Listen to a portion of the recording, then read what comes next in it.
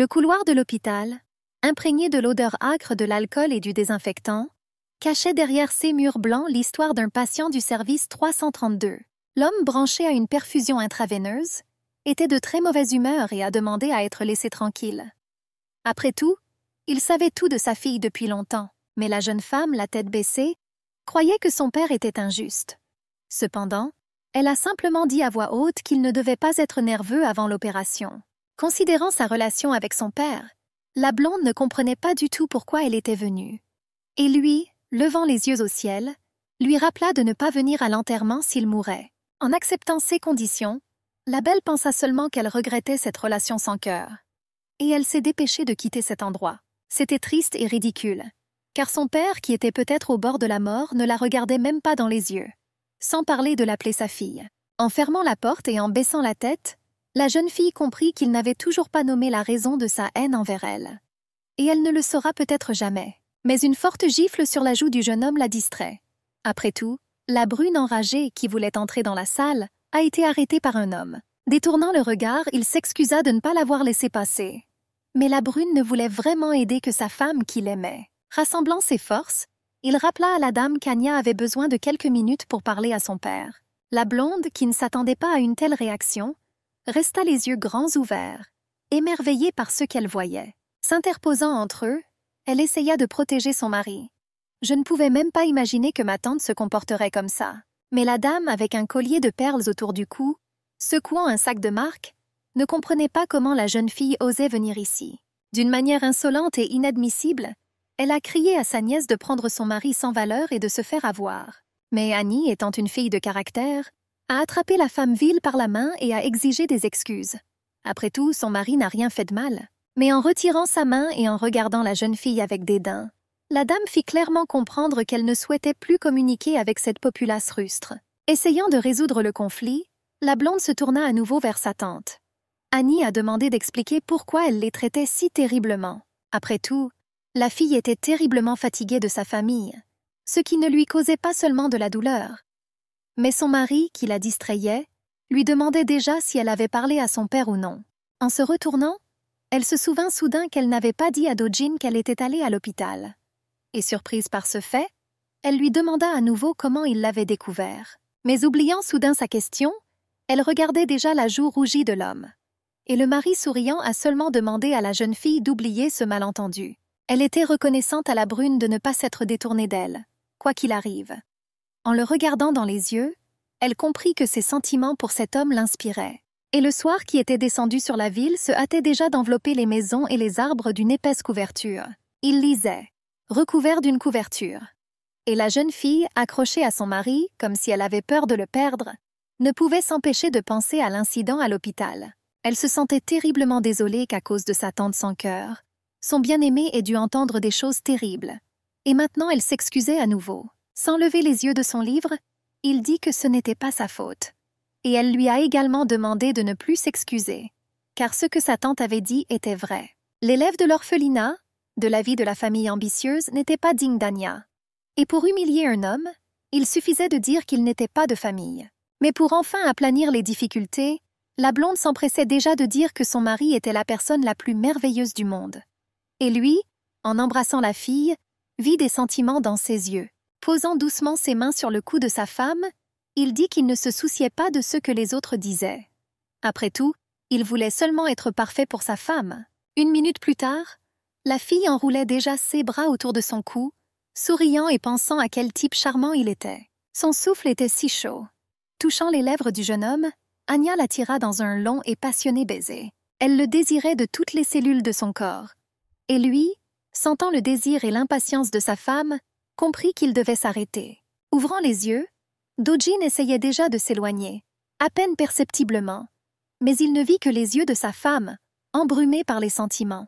Il murmura doucement « Désolé », mais s'arrêta quand même.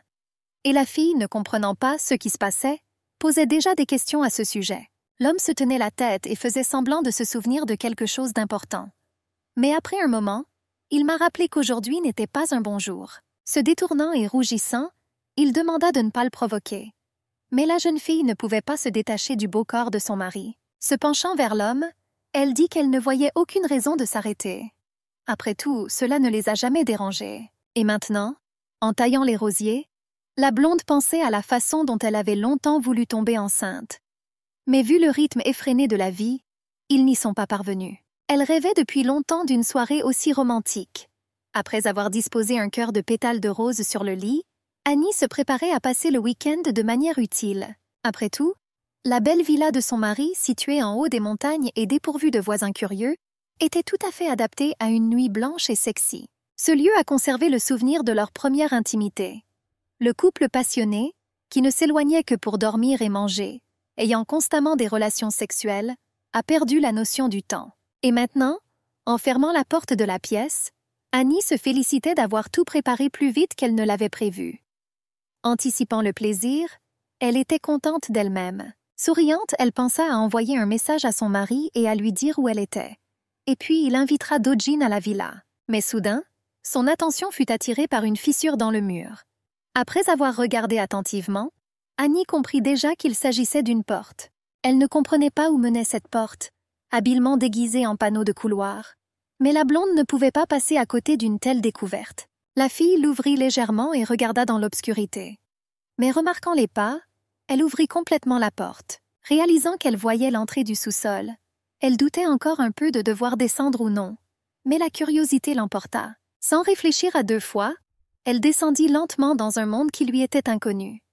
Mais y entrer n'était pas si facile, car une nouvelle porte apparaissait déjà devant ses yeux.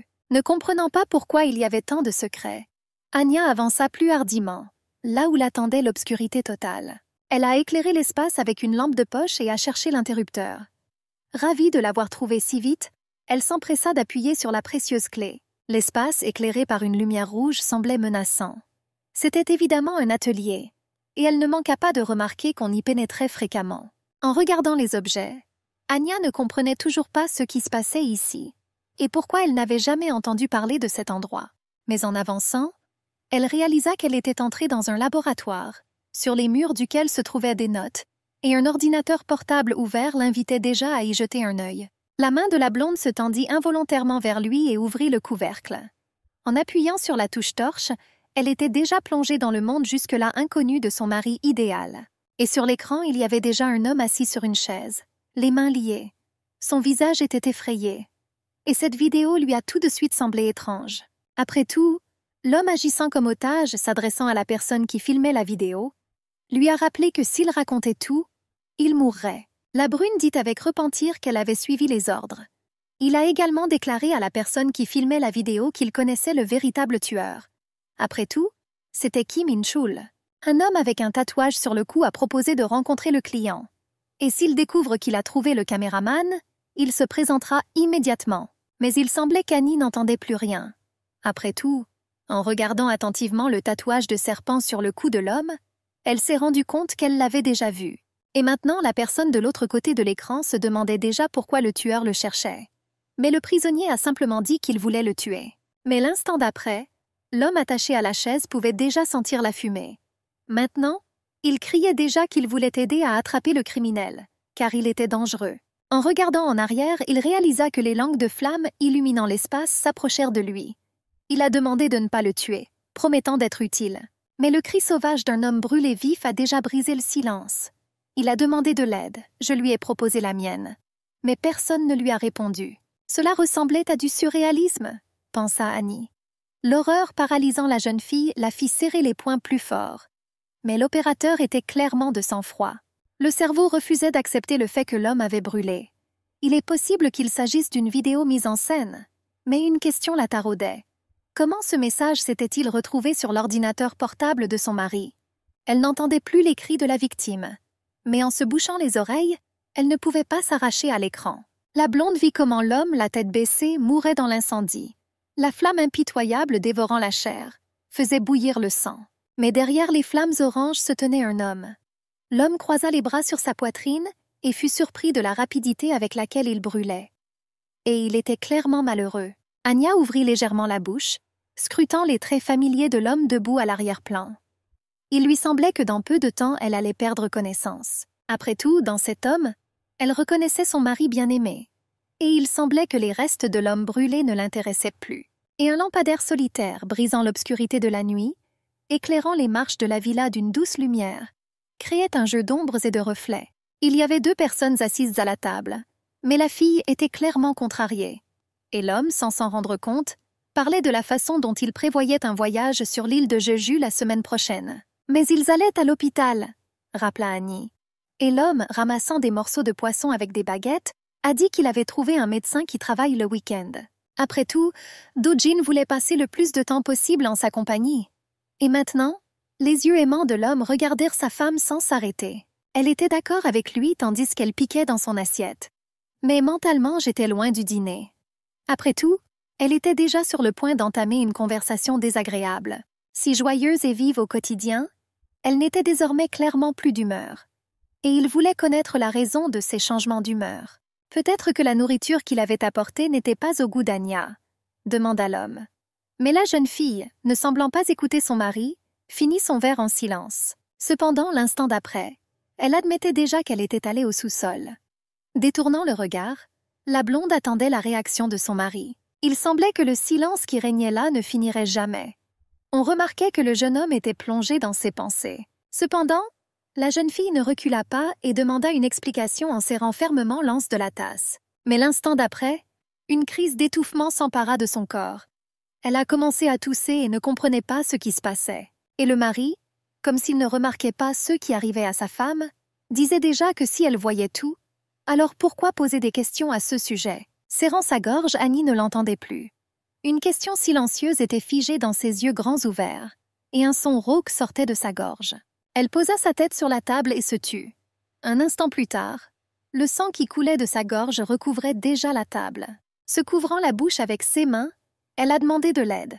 Mais il semblait qu'il n'y avait personne dans cette pièce qui pouvait le fournir. Après tout, l'homme qui s'est approché, sans montrer une goutte de compassion, a dit d'un ton indifférent que c'était lui qui était sur la vidéo. Maintenant, la blonde regrettait d'être si curieuse. Après tout, sans regarder la vidéo au sous-sol, Annie a continué à vivre sans se douter de rien. Et l'homme, lui tendant la main, dit que si elle n'avait pas été curieuse, ils auraient pu continuer à vivre heureux. Sa main glissant lentement sur son visage, c'était tout ce dont la blonde se souvenait pour la dernière fois. Il essuya le sang de sa peau du bout des doigts, comme pour lui dire au revoir. Annie ouvrit les yeux avec un sursaut. Elle ne se souvenait pas de la dernière fois où elle avait fait un rêve aussi étrange, à la limite de la réalité. Étendue sur le lit, elle réalisa que le soir était venu. Ayant peur de bouger, la blonde pensait à l'endroit où se trouvait son mari maintenant. Assise sur le lit, elle sentait que quelque chose en elle la dérangeait, mais elle ne comprenait pas encore quoi. En regardant son téléphone, Anya relit les messages de son mari. Maintenant, elle se demandait s'il était revenu ou non. Mais soudain, la belle remarqua que dans sa hâte, elle ne lui avait pas envoyé de message concernant son offre de passer le week-end à la villa. Donc il ne sait rien, comprit-elle. Et Do-jin, la tête baissée, était déjà assis à la table au sous-sol. À la lumière d'une couleur rouge toxique, il regarda l'ordinateur portable, ne comprenant pas quoi faire. Des rapports sur un tueur en série dans les montagnes sont déjà apparus après sa recherche sur Internet. Selon le rapport, les victimes ont disparu sans laisser de traces. Et les silhouettes qui apparaissaient périodiquement sur l'écran du moniteur nous rappelaient avec persistance le terrible secret caché dans les sommets brumeux. Et maintenant, dans les mains de l'homme se trouvait un pétale de rose qu'Annie avait apparemment laissé tomber en descendant au sous-sol. L'homme comprit qu'elle avait trouvé son laboratoire. Il était en colère alors qu'il déchirait le pétale. Après tout, elle était la seule personne qu'il aimait. En regardant la photo de la dernière victime, Do-jin réalisa que son gadget contenait des preuves irréfutables qu'il l'avait tué. Et dans la pièce à l'étage, Annie cherchait déjà une photo d'un homme avec un serpent autour du cou. Et maintenant, elle savait déjà que les restes de l'homme avaient été retrouvés non loin de leur villa. Possédant une excellente mémoire visuelle, la jeune fille n'avait aucun doute qu'elle l'avait déjà vu quelque part. Et si la vidéo qu'elle a trouvée dans le sous-sol était vraie, alors son mari était le tueur. Mais le cerveau refusait de croire une telle chose. Cependant, l'homme qui la veille lui avait parlé si tendrement de vouloir être son mari idéal ne pouvait pas faire une telle chose. Voulant connaître la vérité, elle commença à penser que les scènes du rêve ne se réaliseraient pas. Baissant la tête et mordant son poing, elle doutait encore que Do-jin soit un meurtrier, puisqu'il n'avait jamais montré d'agressivité. Essayant de savoir où se trouvait son mari, qu'elle attendait depuis quelques heures, elle sélectionna son nom dans la liste des abonnés. Mais l'homme au sous-sol n'a pas pu répondre à l'appel. Après tout, la pièce isolée ne laissait pas passer les ondes radio. Réalisant que l'abonné n'était pas disponible, Annie lui attrapa la tête. Après tout, elle avait vraiment besoin d'entendre la voix de son mari. En serrant ses genoux dans ses bras et en posant sa tête dessus, la blonde avait l'impression de devenir folle. Il n'oubliait jamais de prévenir la fille quand il était en retard. Mais l'image d'un homme avec un tatouage sur le cou et ses dialogues sur la recherche du tueur ont donné à la jeune fille de terribles pensées. Et si son mari s'avérait être une victime innocente, pensa la jeune fille, et qu'il était désormais en danger. Mais l'étrange odeur qui emplissait l'espace de la chambre, distrayant la jeune fille de ses pensées, la faisait déjà réfléchir à la vie. Après tout, la villa était en feu. Les langues de feu, engloutissant le bâtiment du designer, détruisirent sans pitié tout sur leur passage. Descendue rapidement au premier étage, elle se figea sur place. Le feu, avec ses pattes balayantes, touchait déjà les fenêtres. La fumée âcre, s'infiltrant dans les fissures, rendait la respiration normale difficile et la pièce se remplissait de suie. L'esprit vif d'Anya lui suggérait qu'elle devait trouver une issue. Elle avait besoin de sortir de cet enfer le plus vite possible. En regardant autour d'elle, elle réalisa que le feu était partout. La blonde était complètement confuse. Mais l'instant d'après, rassemblant son courage et se couvrant le nez avec la manche de son pull, elle s'est précipitée pour appeler les services d'urgence. Mais un brusque mouvement de recul a déjà déterminé son sort futur. En agitant ses bras, elle sentit des bras forts et masculins s'enrouler autour de son corps. La main gantée, couvrant la bouche de la fille, bloquait le flux d'air déjà insuffisant. Elle a attrapé les vêtements de l'agresseur et a tenté de résister. Mais l'homme au manteau noir était fort. En essayant d'avoir une bonne vue sur l'agresseur, elle a utilisé toute sa force, qui la quittait clairement. Mais l'arme du crime planait déjà au-dessus de la tête d'Anya. Et une seconde plus tard, le tueur a poignardé la fille dans le cou. Tombant à genoux, elle comprit ce qui s'était passé. Une douleur lancinante se propagea dans tout le corps. Annie ne pouvait plus respirer. Et le feu vil touchait déjà ses vêtements avec sa langue. La dernière pensée qui lui est venue à l'esprit était de savoir qui avait fait ça. Le plus effrayant était de penser que c'était Do-jin. Mais c'était précisément lui qu'elle soupçonnait à ce moment-là. Ensanglantée et mourante, elle essayait toujours de crier et d'appeler à l'aide, jusqu'à ce qu'elle ait assez d'air et de force. Et l'homme au manteau, s'étant éloigné à une distance sûre, regarda calmement la jeune fille mourir dans l'incendie. Alors qu'elle perdait connaissance, elle sentit que sa courte vie touchait à sa fin. Mais elle n'a pas eu le temps de comprendre ce qu'elle n'avait pas remarqué si aveuglément. Et maintenant, seul le pendentif que sa mère lui avait offert pour son 18e anniversaire ouvrait la voie à son âme vers le passé. Après tout, en sentant le béton et en enfouissant son nez dans les pavés de la ruelle, la belle aux cheveux longs comprit qu'elle était sauvée. Mais elle ne savait pas encore où elle allait. La blonde s'assit et regarda autour d'elle. Un vent froid parcourut ma peau et me fit frissonner. Après tout, elle reconnaissait cet endroit. Il y avait plus de questions que de réponses. Mais la fille se souvenait exactement de son âge, ainsi que du manteau qu'elle avait acheté la veille. Réalisant qu'elle se trouvait près d'un columnarium, la jeune fille se souvint de sa mère qui était enterrée ici. La blonde baissa les yeux et remarqua des égratignures sur ses mains. Des fragments de souvenirs ont surgi dans ma mémoire. Mais en touchant rapidement son cou, elle réalisa qu'il était intact. La blonde s'étant levée, analysait déjà la situation. Après tout, l'endroit, les vêtements et le corps semblaient les mêmes que le jour où elle l'avait rencontré. Titubant, Annie essaya de marcher. Mais maintenant, elle ne savait pas où aller. C'était comme si la fille était tombée du ciel dans les événements d'il y a 9 ans. La vérité dérangeante ne lui laissant aucune paix, la fit tomber au sens littéral du terme. Mais des bras puissants ramassaient déjà la beauté. Se penchant vers Anya, l'homme au manteau noir lui demandait déjà si tout allait bien pour elle. Mais la tête de la fille tournait toujours, et ses pensées étaient confuses. Mais quand elle leva les yeux, elle fut stupéfaite. Après tout, des yeux si familiers et aimés la regardaient. Mais maintenant, le jeune homme n'avait aucune idée du rôle qu'il jouerait dans sa vie. Et la jeune fille comprit que pour l'instant, elle était la seule à connaître la fin de l'histoire qui venait de commencer. Réalisant peu à peu qu'il ne se souvenait pas d'elle, mais qu'il ne la connaissait même pas, la blonde regarda son mari avec surprise. Et Do-jin, ne voulant pas laisser partir la belle, la regarda avec curiosité. Annie, réalisant qu'elle était revenue dans le passé, ne pouvait toujours pas comprendre comment cela était arrivé. Mais l'homme interrompant ses pensées, inquiet qu'elle se soit tordue la cheville, lui posait déjà des questions à ce sujet. Reconnaissant sa courtoisie et son attention, la jeune fille se tut.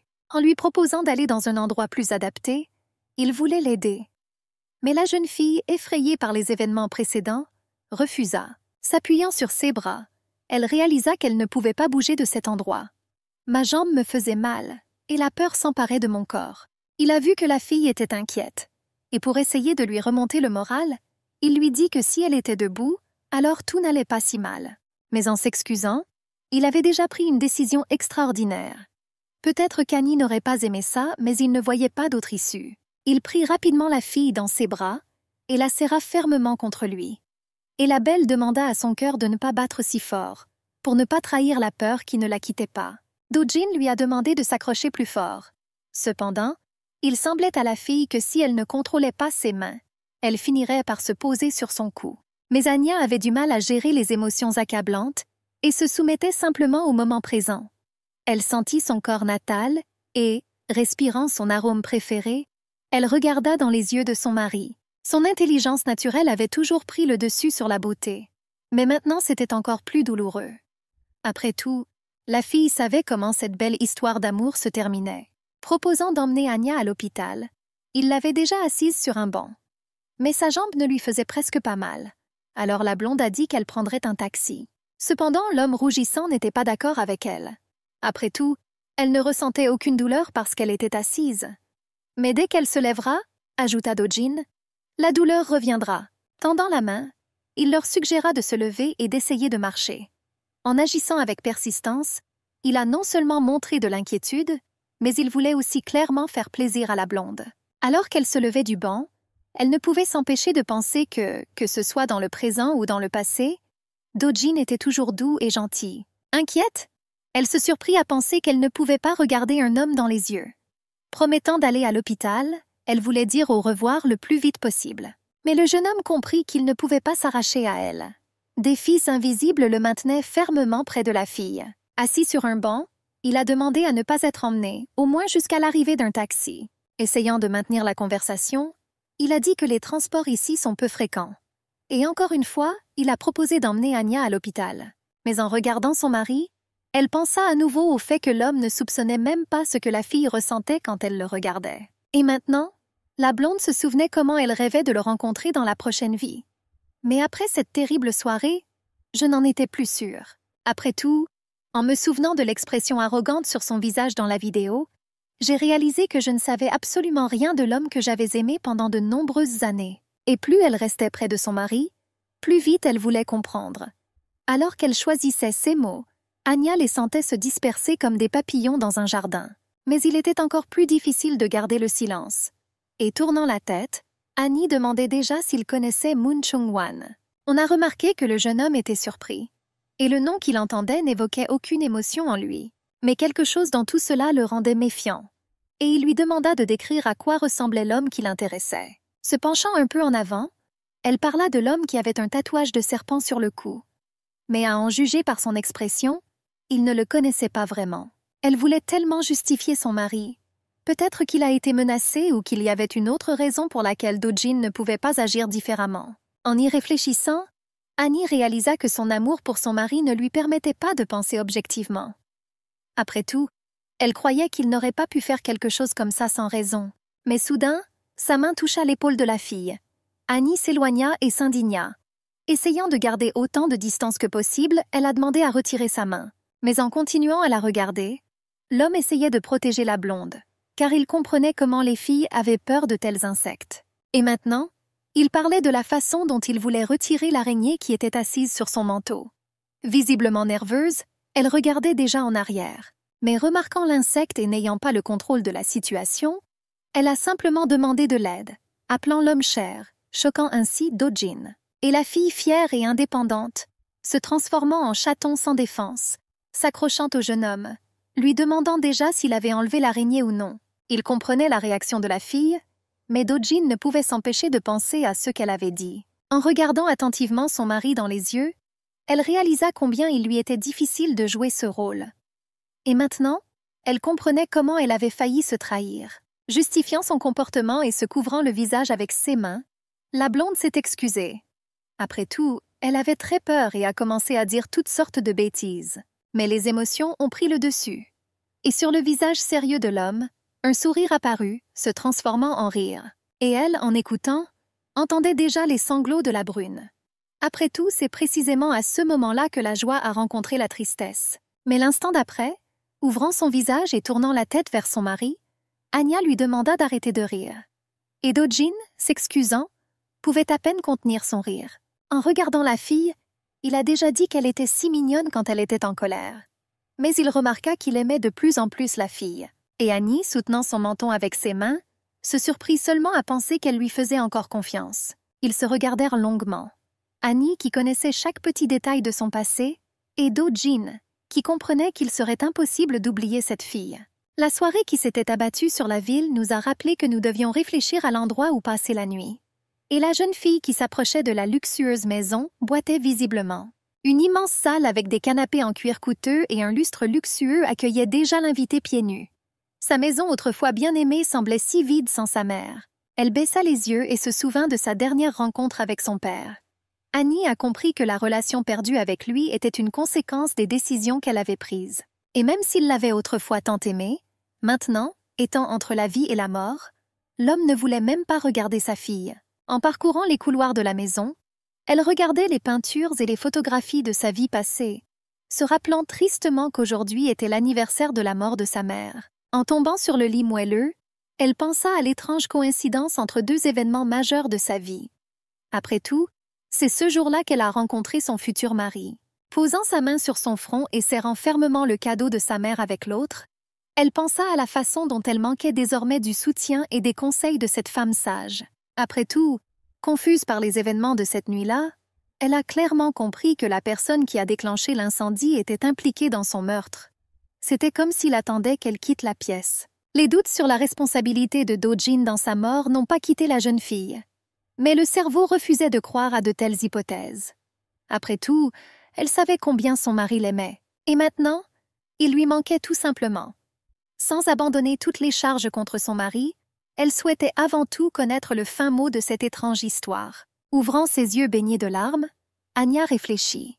En assemblant une chaîne logique d'événements, elle a compris qu'elle avait une chance de trouver la vérité. Assise au bord du lit, elle pensait que si elle avait été impliquée dans les événements d'il y a 9 ans, alors les hommes de la vidéo étaient toujours en vie. Elle comprenait maintenant que seul l'homme avec le tatouage sur le cou avait été soumis à une méthode d'exécution différente.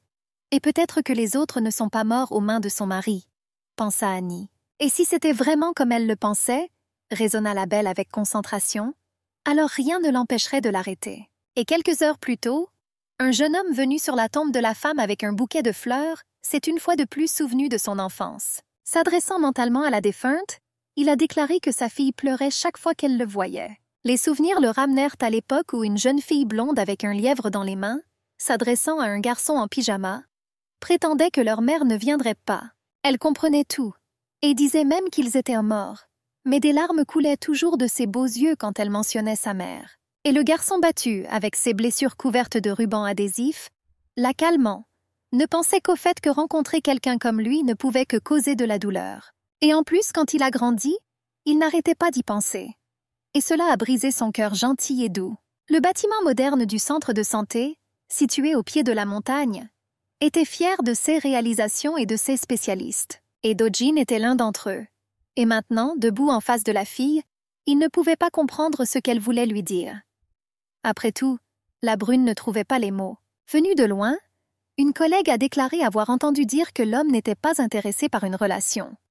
Mais ayant des sentiments pour Do-jin, elle ne voulait plus rester silencieuse. Et Annie, assise dans les buissons, la capuche tirée sur sa casquette, comprenait déjà que la belle aimerait rencontrer son mari. Mais la proposition de mon collègue me semblait un peu étrange. Mais la blonde ne pensait pas qu'elle entendrait sitôt des confessions d'amour pour son mari. En se retournant, elle remarqua déjà que la fille était plutôt belle. Mais les paroles d'Anya selon lesquelles son mari n'était pas intéressé par une relation restaient un mystère. Le collègue savait que Do-jin était une personne responsable et très gentille, aimée et respectée par les patients. Après tout, aucun d'entre eux n'est resté sans mots de soutien et de gentillesse. Et maintenant, Annie en a entendu parler. Mais au lieu de répondre à la proposition de la jeune fille, il resta là, les yeux baissés, visiblement nerveux. Et la fille, se sentant coupable, s'excusait déjà. La montée des émotions la fit pleurer.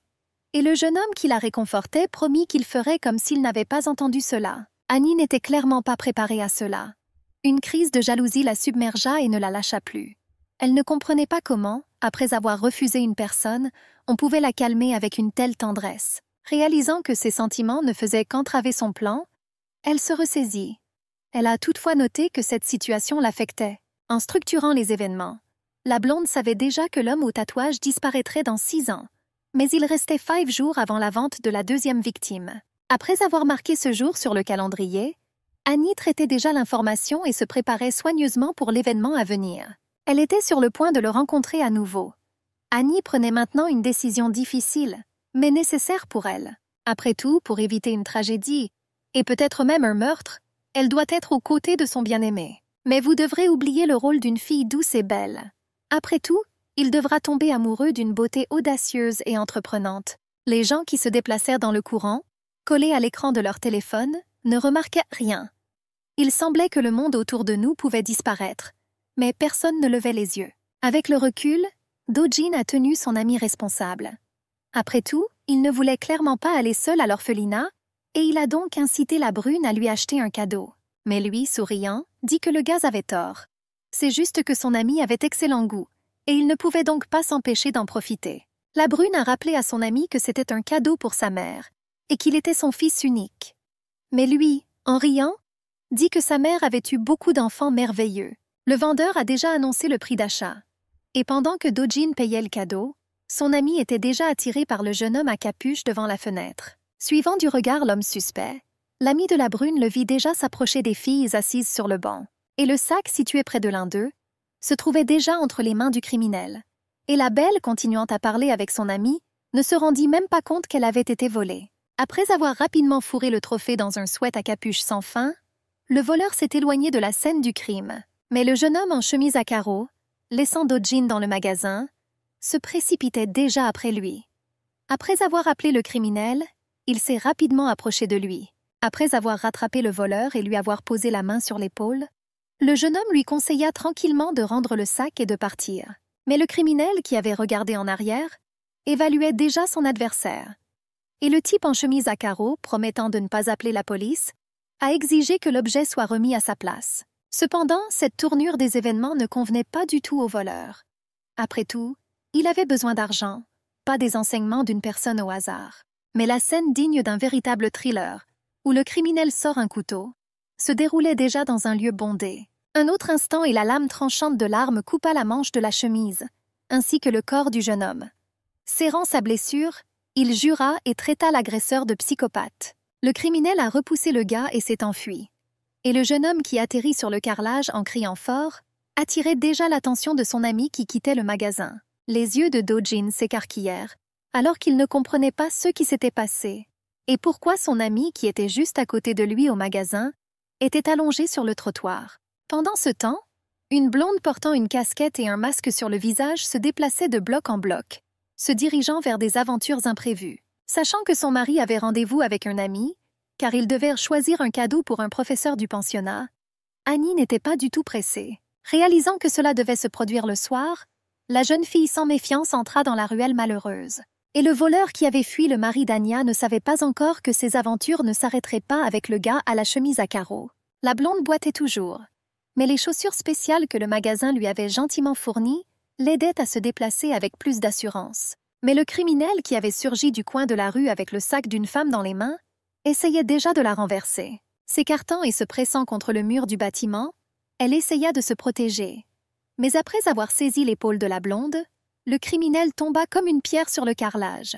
En regardant l'homme et en s'excusant, Annie ne réalisait pas encore que, comme les autres héros des événements, elle deviendrait une participante à un terrible thriller. Mais le sac tombé sur le trottoir et les accessoires qui s'en sont envolés ont rendu la belle méfiante. Sans une seconde d'hésitation, Annie comprenait déjà ce qui se passait. Elle avait peur, mais la blonde ne pouvait pas faire autrement. Après avoir saisi hardiment la poignée du trophée, elle a surpris non seulement le criminel, mais aussi le couple qui est entré dans la ruelle. Cependant, l'homme, n'ayant pas l'intention de se séparer de la chose volée, se battait déjà avec la beauté fragile. La persistance de la jeune fille a mis le voleur en colère. Mais sans perdre de temps, et tirant de toutes ses forces, il lui avait déjà arraché le sac des mains. Essayant de se cacher, il s'est mis à courir.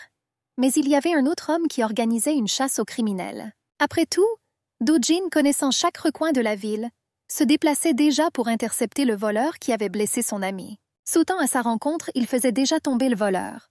Accroupi au sommet, il distribuait coup après coup. Et lorsque le criminel affaibli s'est rendu compte qu'il ne pouvait pas faire face à l'agresseur, il a de nouveau sorti le couteau. Et cela n'échappa pas au regard attentif d'Anya.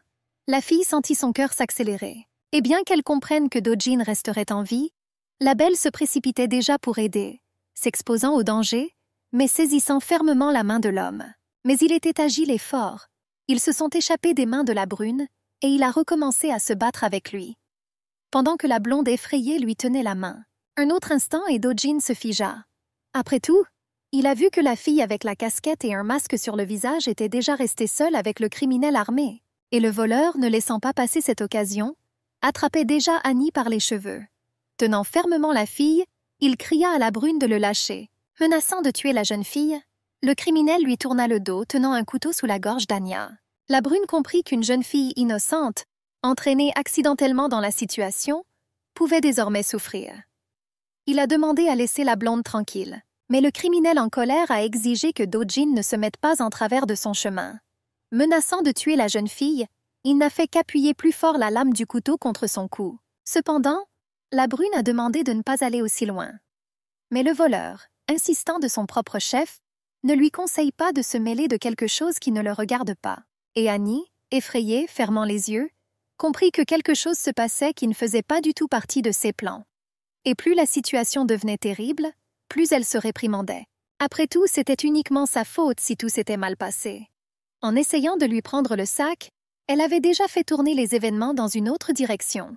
Et maintenant, debout entre deux hommes qui réglaient les choses, la blonde comprit que Do-jin pouvait souffrir du criminel. Cependant, la brune, sans s'arrêter, s'approcha d'eux. Jurant, le criminel avertit une dernière fois l'homme de dégager le passage. C'était terrible. Après tout, la blonde est revenue avec émotion sur cette terrible soirée où l'homme qui l'avait agressée lui a tranché la gorge. Mais voulant tout finir au plus vite, elle regarda la brune avec des yeux suppliants. Il comprit son regard et, sur le champ, il proposa des solutions pour sauver la belle. Cependant, en regardant le criminel dans les yeux, il a dit qu'il se fichait de la tuer ou non. Une question silencieuse se figea dans les yeux effrayés d'Anya. Mais Do-jin continua calmement à dire qu'il n'était pas du tout inquiet pour la vie d'une fille inconnue. À en juger par son regard indifférent, on pourrait supposer qu'il disait la vérité. En regardant dans les yeux de l'homme qu'elle aimait, elle ne pouvait pas comprendre que c'était de ses lèvres que venaient ces mots. Elle n'en croyait pas ses oreilles. Maintenant, Do-jin avertissait l'homme qu'il pouvait passer d'un simple voleur à un meurtrier. « Et si vous pensez au genre de récompense qui l'attend pour un simple sac ?» a poursuivi le jeune homme. Alors s'enfuir était clairement plus rentable. Bien que très probablement, a ajouté Do-jin, si le criminel avait eu un cerveau, il ne se serait pas retrouvé dans une telle situation. Mais il semblait qu'il n'entendait plus le mari d'Anya. Après avoir bousculé brutalement la blonde, le voleur s'est dépêché de quitter la ruelle. Tombant dans les bras d'un être cher, elle est revenue en sécurité. En serrant la fille contre lui, il sentit les battements de son cœur effrayé, qui essayait de sortir de sa poitrine. Il s'est excusé discrètement, et le voleur, bousculant tout le monde sur son passage, s'empressa de disparaître au coin de la rue. Après avoir lâché la fille, Do-jin, sans perdre de temps, le suivit. Mais Annie, qui reprit rapidement ses esprits, comprit qu'elle ne pouvait pas laisser partir son mari. Après tout, si elle le laisse partir, quelque chose d'irréparable se produira. Ce plan, dissous par les circonstances, s'effondrèrent comme un château de cartes. Et la minute suivante, elle a demandé à l'homme de ne pas partir. Se rendant compte qu'il prenait de la vitesse et qu'il ne pouvait pas bien l'entendre, la blonde retira son masque. Et encore une fois, elle cria fort dans sa direction. Mais le gars était tellement emporté par la poursuite qu'il était extrêmement difficile de l'arrêter. Et ce n'est que lorsqu'elle a commencé à crier son nom que la brune a ralenti. Tenant confusément le masque dans ses mains, elle demandait encore et encore de ne pas partir. Et Do-jin, qui se retourna, ne comprenant pas comment la blonde connaissait son nom, se retourna et se figea. Il ne faisait aucun doute qu'ils ne se connaissaient pas. Après tout, sa mémoire, en cherchant le moment de la rencontre avec la beauté, n'a pas trouvé le moment de la connaissance. La sirène d'une voiture de police brisant le silence du quartier, alertant les alentours qu'une urgence s'était produite, s'est approchée des victimes. Le policier a promis qu'après avoir arrêté le criminel, il contacterait tous les témoins, réalisant qu'il ne s'agissait pas seulement d'un volume, Il a demandé à laisser non seulement les numéros de téléphone, mais aussi les noms. Après avoir quitté la scène du crime, le policier s'est éloigné, et l'ami de Do-jin avait beaucoup de questions. Et avant cela, il ne comprenait toujours pas pourquoi la brune n'avait pas attrapé le voleur. La blonde était clairement nerveuse. Après tout, c'était sa faute si le criminel était resté impuni, si le sac n'avait pas été rendu à son propriétaire, et si l'ami n'avait pas été vengé. Ne sachant pas quoi dire pour sa défense, elle a frénétiquement élaboré une version. En se tenant le menton, Anya pensa qu'il valait mieux avoir l'air stupide que de traquer. Mais en posant des questions, la brune a vu que la fille ne réagissait pas. Agitant sa main devant le visage de la fille, il essaya de ramener la belle au sol. Et le soir qui était venu inaperçu, remplissant le quartier commerçant de gens et de bruit, l'enveloppait de la lumière des lanternes réveillées. Il voulait faire quelque chose pour la fille qui entrait déjà dans sa vie. Mais il s'est simplement excusé de s'être comporté de manière horrible et lui a demandé à quel point elle avait peur. En regardant son mari, elle pensait qu'elle était plus déçue qu'effrayée. Mais elle n'a pas dit ses pensées à voix haute. Et comme il n'y avait plus de relation entre eux maintenant, elle nota calmement qu'elle comprenait pourquoi Do-jin avait dit ça. Velpain a essayé de désorienter le criminel. Mais maintenant, la brune voulait entendre la réponse à la question qui le dérangeait encore. En mettant tout cela ensemble, il comprenait déjà qu'Annie connaissait son nom, essayait d'empêcher l'arrestation du criminel et lui posait des questions étranges. S'arrêtant et résumant ses déclarations, la brune était presque sûre que la fille le connaissait. Mais elle a eu le temps de créer une légende. Et maintenant, elle a honnêtement admis que le jeune homme avait raison. Elle l'a reconnu dès le moment où ils se sont rencontrés, a déclaré la jeune fille. Après tout, la veille du jour où elle avait vu Do-jin dans son rêve, la belle avait menti sans détourner le regard. Mais maintenant, elle doutait que la brune y croie. Mais sans s'arrêter, elle ajouta qu'elle avait vu dans un rêve comment un homme était en train d'être tué. Les déclarations entendues ont surpris Do-jin. Cependant, la blonde a ajouté que c'est pour cela qu'elle a arrêté l'homme, car elle connaissait le danger. Bien sûr, il était heureux d'apprendre que la fille l'avait vu dans son rêve, mais l'esprit de la brune ne le quittait pas. « Est-ce que de tels rêves existent vraiment ?» demanda-t-il doucement. Et maintenant, en découvrant quand cela s'est produit, Do-jin a compris que c'était avant leur rencontre. Cela ne signifiait qu'une chose. La fille s'assurait que rien ne lui arrive. Surpris par tant de soins, il vit enfin la belle sourire. Elle voulait tellement qu'il croie à cette stupide, mais si belle légende. Il était évident qu'elle était inquiète, mais Annie n'allait pas reculer. Après avoir réfléchi un peu, Do-jin a demandé le téléphone. Le désir de revoir la fille n'a pas quitté l'homme. En écrivant son numéro de téléphone dans son répertoire, il lui a demandé de l'appeler si la fille était inquiète. Mais ensuite, souriant, il lui a demandé de l'appeler tous les jours. Et il a lui-même promis d'envoyer des messages indiquant qu'il était vivant. La fille appuya le téléphone contre son menton et réfléchit. Elle a compris qu'il y a des circonstances de la vie sur lesquelles seul le destin peut influencer. « Ma jambe me fait mal. » Et l'homme a insisté pour ramener la fille à la maison. Cependant, refusant poliment, la belle a dit qu'elle allait utiliser un taxi. Mais une minute plus tard, Annie tendait déjà le parapluie au jeune homme, prédisant une pluie en soirée. Et les souvenirs emmenèrent déjà la blonde dans un petit café. Assise seule à table, la belle pensait qu'elle avait clairement été trompée. Après tout, alors qu'ils se rendaient à l'hôpital, il lui semblait que quelque chose s'était produit entre eux. La blonde était en colère, réprimandant le gars pour le fait qu'il pouvait écrire qu'il ne viendrait pas. Et la forte pluie, frappant bruyamment sur le rebord de la fenêtre, ne permettait pas de quitter cet endroit lugubre. Quand elle est sortie sur le porche, Anya s'est figée. Elle comprenait qu'elle ne pourrait pas marcher vite à cause de sa jambe douloureuse. Mais elle ne voulait pas non plus rester assise inutilement. Couvrant ses cheveux avec ses mains et ne pensant plus aux conséquences, la jeune fille se précipita en avant, malgré le mauvais temps croissant. Mais après avoir marché quelques mètres, elle est entrée en collision avec Do-jin. Se dirigeant vers le café sous un immense parapluie transparent, il la remarqua immédiatement. La saisissant par la main, il essayait déjà de la tirer sous le parapluie.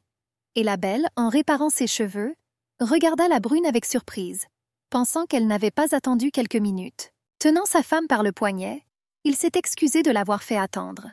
En regardant la fille, il admira à nouveau ses beaux traits du visage. Et la fille, sans aucune prétention, dit qu'elle était contente qu'il soit venu. Et ses yeux, brillants de joie, confirmaient chaque mot. En lui touchant la tête avec sa main, elle réalisa que les cheveux de son mari étaient tout aussi mouillés que les siens. Et la fille avait peur qu'il tombe malade. Tout en l'appelant par son nom, Il ne quittait pas ses lèvres des yeux. À un moment donné, elle se sentit mal à l'aise et Annie détourna le regard. Mais Do-jin voulait se rapprocher. Et maintenant, il a posé la question. Sa politesse était si semblable à l'élan de sentiment qui surgit devant une beauté. Cependant, dans les événements réels, lorsqu'elle tendit son parapluie à son mari et lui dit qu'il allait pleuvoir, la belle le savait avec certitude. Et Do-jin, surpris, levant la tête vers le ciel, ne pensa qu'au fait qu'il n'y avait aucune mention de pluie dans les prévisions. Mais en prenant la rue par surprise, les premières gouttes de pluie, tombant lentement sur les lampadaires et les gens, nous ont rappelé la puissance des éléments. Étendant sa paume vers les gouttes froides, l'homme regarda avec surprise le débit croissant de l'eau. Se réfugiant sous un immense parapluie, ils se regardèrent en silence. « A-t-elle vraiment rêvé de la pluie ?» demanda l'homme, brisant le silence. Elle ne savait pas quoi répondre. Mais cette rencontre était si semblable à celle d'il y a 9 ans, lorsque sa rencontre avec Do-jin a changé son monde et ses sentiments. Tirant sur le bord de la veste d'Annie, elle réduisit la distance entre eux. Elle a demandé doucement à s'approcher. Leur monde sous le parapluie, s'étant arrêté, attendait des actions. Malgré l'heure tardive, la blonde n'arrivait pas à dormir. Les immenses fenêtres émettaient tellement de lumière qu'elles attiraient l'attention des passants. L'énorme boîte contenant des livres et des documents semblait lourde. Tout en rangeant ses affaires dans une boîte, Annie regarda pensivement par la fenêtre. Le calendrier était un rappel persistant qu'une semaine après l'anniversaire de sa mère, elle avait rencontré à nouveau son mari. En regardant les notes, elle sourit. Après tout, elle aimait toujours Do-jin malgré les énigmes de la vie. Et il me manquait aussi beaucoup. En se souvenant de ses paroles dans la ruelle, elle réalisa qu'elle ne reconnaissait pas vraiment le jeune homme. Mais elle sentait qu'il était toujours une bonne personne. Mais un appel téléphonique inattendu m'a obligée à retourner voir cet homme, en me rappelant les événements de la journée passée. Mais maintenant, son regard n'était plus attiré par le numéro affiché sur l'écran du téléphone, mais par la publicité d'une agence de détectives en première page du journal local. Mais en revenant à cette soirée pluvieuse, la voiture qui s'était arrêtée se tut. Et seul le chauffeur n'était pas pressé de quitter la voiture, car il savait qu'il devait passer quelques appels. L'homme agité s'est adressé à l'abonné à l'autre bout du fil et lui a demandé de l'aide. Réalisant que lui seul pouvait l'aider, l'homme demanda à trouver une personne. Mais la brune a promis de lui en dire plus en détail demain. Et aujourd'hui, il l'a remercié pour son aide, car il était pressé de voir Annie. Jetant un coup d'œil au parapluie et au sac cadeau posé sur le siège avant, il revenait encore et encore sur les détails de cette soirée. En se souvenant du visage de la belle, il savait avec certitude qu'elle lui mentait. Après tout, il n'y a pas eu de rêve dans lequel Do-jin a été tué. Mais pourquoi elle avait fait cela restait un mystère pour lui. Après tout, souriant légèrement, il savait déjà que la fille se trompait. Après tout, c'était lui qui jouait désormais le rôle du tueur. Se souvenant du corps de l'homme gisant dans une mare de sang, Do-jin n'était pas ému. Et seule la colère et la déception ont envahi l'homme à ce moment-là. Et la brune avait l'air, pour le moins, terrible. Après tout, ses mains coupées et son visage saignait. Et la respiration lourde indiquait que l'homme s'était battu. Le coucher de soleil rouge-orangé enveloppait la ville, peignant les maisons et les parcs dans les douces couleurs de l'automne. Les heures d'ouverture du centre de santé, situé dans un endroit pittoresque, touchaient à leur fin. La fille s'assit sur le banc, croisa les bras sur sa poitrine, baissa la tête et ronfla doucement. Et même l'ombre d'un homme qui approchait, couvrant le soleil du soir, ne troublait pas son sommeil. L'homme posa sa main sur le dossier du banc et la regarda. Et la fille, sentant l'eau de Cologne, ouvrait déjà les yeux. Levant la tête, elle regarda attentivement son mari. Elle savait que sa journée de travail était terminée, mais elle voulait s'en assurer. Et lui, regardant la fille, lui demanda d'arrêter de le suivre. Do-jin comprit que la fille faisait cela avec de bonnes intentions, mais c'était quand même trop. Retirant ses mains du banc, la brune lui rappela qu'il n'était absolument pas nécessaire de venir à son travail pour vérifier la véracité des messages. Son comportement était étrange. Et Annie, qui ne pouvait pas se débarrasser de son excitation intérieure, en parlait maintenant à la brune. Les yeux baissés, son mari lui a demandé pourquoi elle irait si loin pour lui juste à cause d'un simple rêve. Elle ne pouvait pas lui dire que dans ce rêve, elle était immensément heureuse, aimée et était aimée. Mais maintenant, la blonde lui rappelait seulement qu'il y avait beaucoup d'événements en lui, et pas seulement le moment où l'homme est mort. Lorsque la belle a dit à Do-jin qu'il était spécial pour elle ne mentait pas. Mais l'homme surpris comprit qu'il était temps de s'habituer à ces déclarations. Après tout, si Annie, connaissant son avenir, ne peut pas empêcher la catastrophe, alors elle se blâmera pour le reste de sa vie, a ajouté la jeune fille. Quelque chose dans ces paroles a attiré l'attention de l'homme. Il n'avait pas d'autre choix que de remercier la jeune fille pour son inquiétude.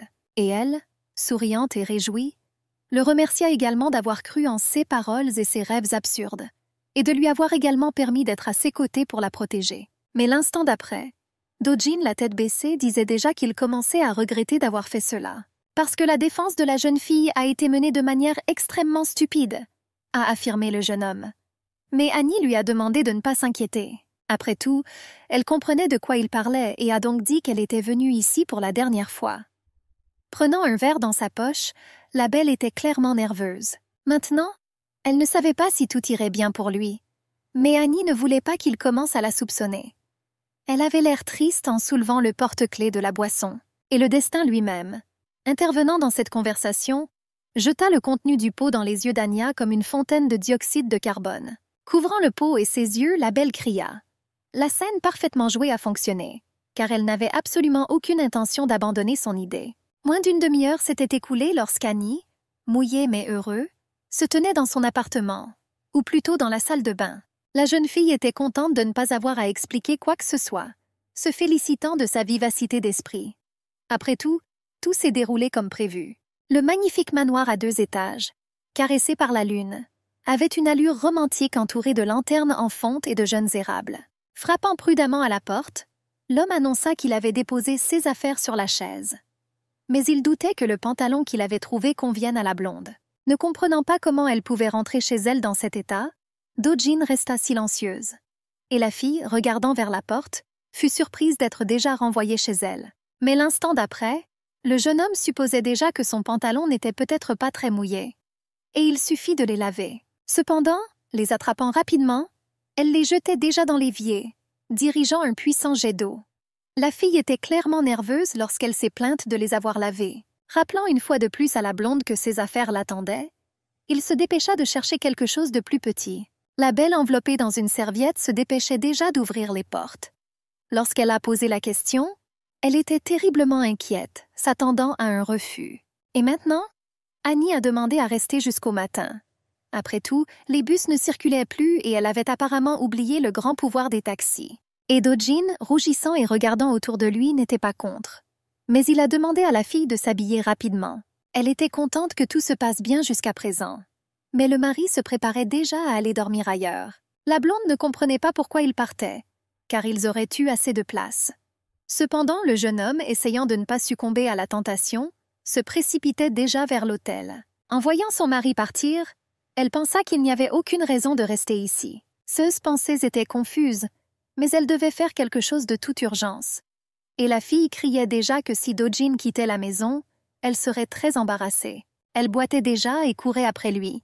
Elle ne se souciait pas de savoir sur quoi elle dormait, que ce soit sur le canapé ou sur le sol. En le regardant dans les yeux, elle dit doucement qu'elle passerait simplement la nuit ici et partirait. Prenant le pull, elle le supplia. Mais l'homme ne voulait clairement pas que la fille le touche, ce qu'il montrait par des signes non-verbaux. Et puis, s'étant complètement fermé, il a même commencé à se mettre un peu en colère. Mais Annie ne s'est pas arrêtée. Il semblait que la blonde était complètement devenue folle. Après tout, elle a insisté pour rester dans sa maison. La beauté a franchi toutes les limites et a essayé de l'arrêter. La repoussant un peu loin de lui, Dojin demanda à nouveau à la blonde de s'habiller. Mais la fille semblait n'avoir rien entendu. Elle le poussa simplement avec une telle force que le jeune homme, volant par-dessus la coudoir, tombait déjà sur le canapé. Sans réfléchir, Annie grimpa déjà sur lui. L'esprit de l'homme refusait de croire à un tel tournant du destin. Et la fille a quand même demandé à rester dans cette maison. Mais lui, en sueur et nerveux comme un garçon, ne savait pas encore quoi répondre. La brune ne comprenait qu'une chose. Elle ne pouvait pas résister à l'étrange invité. Et elle, penchée sur lui, attendait toujours une réponse. Incroyablement embarrassé, il a finalement accepté. Après tout, ce qu'il voulait le plus, c'était que la blonde le lâche. Et bien sûr, je me suis habillée. Cependant, il semblait qu'Annie n'avait aucune intention de faire cela, complètement inconsciente de ce qui excitait un homme. De plus, ayant pris l'initiative en main, elle allait déjà s'allonger sur ce canapé, et l'homme devait se rendre dans sa chambre. Couvrant son corps de ses mains, il essayait de se protéger des éléments surgissant de manière inattendue sous la forme d'un invité non invité. Dojin a insisté pour dormir ici, dans le salon. Se couvrant les yeux avec ses mains, il ne pouvait plus supporter de regarder un tel spectacle. Et la fille, réalisant soudain qu'elle était pratiquement assise sur lui, avait déjà repris ses esprits. Rougissant et ajustant la serviette, elle dit à son mari qu'elle était solidement attachée. Elle savait pourquoi Do-jin fermait les yeux. Mais il sifflait déjà pratiquement pour qu'Annie le lâche. La belle se leva brusquement et s'excusa. Quittant précipitamment l'homme, elle promit de revenir. Ouvrant les yeux, il regarda Annie se retirer dans la salle de bain. Il y avait une certaine incertitude dans sa hâte. Et la lampe de table, éclairant faiblement l'immense pièce, s'accrochait au contour du meuble avec sa douce lumière. Annie ne pouvait pas dormir. En bougeant ses pieds, elle se souvint à quel point le jeune homme avait été gêné devant elle. En serrant l'oreiller dans ses bras, elle pensa à la façon dont, 9 ans auparavant, lorsqu'ils avaient commencé à sortir ensemble, la belle était également très timide, juste pour regarder le gars. Et maintenant, se souvenant de son regard innocent, elle comprenait ce que ressentait Do-jin. Après tout, des sentiments commençaient déjà à surgir dans son cœur. Une ronde de papillons voltait dans son estomac, l'empêchant de s'endormir. Pensant qu'elle devrait le regarder de plus près la prochaine fois, elle pressa fermement l'oreiller contre sa poitrine. Mais après quelques minutes, elle a changé d'avis et cherchait déjà sur Internet un homme nommé Park Mi-hyuk. Après tout, cet homme de 27 ans était le premier de ceux qui ont été tués. Dans la liste contextuelle des personnes, Annie a rapidement trouvé un visage familier, réalisant qu'elle l'avait déjà vu. La fille s'est assise, tenant le téléphone dans sa main, illuminant son visage. La blonde pensait qu'aujourd'hui était le jour où le gars avait disparu. Mais alors pourquoi? Contrairement à l'homme qui a brûlé dans l'incendie, Park Mi-hyuk a-t-il disparu? En se souvenant de la vidéo du sous-sol, Anya s'est promis qu'elle découvrirait certainement qui avait tué ces gens. Mais malheur à Muam. En regardant l'écran de son téléphone comme un canal d'espoir, Annie a réfléchi à la manière d'utiliser Internet plus efficacement. Les seules choses qui lui venaient à l'esprit étaient les séries policières, qu'elle n'aimait pas vraiment. Mais maintenant, il pouvait au moins l'aider d'une manière ou d'une autre. Posant sa tête sur le dossier du canapé, la jeune fille essayait de comprendre les événements survenus 7 ans auparavant. C'est après tout à ce moment-là que les corps des hommes ont été découverts. En imaginant le terrible tableau, Annie savait déjà que toutes les victimes se trouvaient au même endroit. Mais même après tant d'années, aucune preuve n'a été trouvée et le crime est resté non résolu. Baissant les yeux et se serrant dans ses bras, elle pensa que beaucoup de temps s'était écoulé depuis et qu'il serait difficile de chercher des preuves. Mais elle n'aurait pas dû s'arrêter. Des jets d'eau tombant du ciel tambourinaient bruyamment sur les parapluies colorés des passants. Cependant, cela n'a pas empêché la belle de venir au magasin. Après avoir pris une bouchée du gâteau, elle a de nouveau cherché sur son téléphone des informations sur Park Min-hyuk, qui, comme il s'est avéré, vivait près de son école. Le temps pluvieux m'a aidé à réfléchir. Peut-être qu'un véritable incident devrait se produire maintenant, pensa Annie, pour que la police recommence à enquêter. Après tout, un inconnu ne pourrait pas simplement venir signaler une personne disparue. Fredonnant dans sa barbe, Annie forçait obstinément son cerveau à travailler. Mais un homme s'approchait déjà d'elle par derrière. Elle ne comprenait pas pourquoi la main tendue de l'inconnu vers les baguettes avait attiré son attention. Mais quelle ne fut pas sa surprise lorsqu'elle se retourna brusquement et reconnut l'homme. Les mots restaient suspendus dans l'air, car la surprise était sans limite. Il semblait que la Providence elle-même intervenait désormais dans le destin de la jeune fille. Après tout, derrière elle se tenait l'homme qu'elle cherchait. Pendant un instant, Annie resta figée sur place et devint agitée.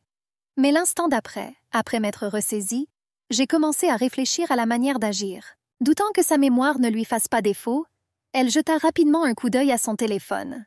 Cependant, il n'y avait aucun doute, c'était Park Min-hyuk. Ne comprenant pas comment l'homme s'était retrouvé dans la région, elle savait qu'elle ne pouvait pas le laisser partir.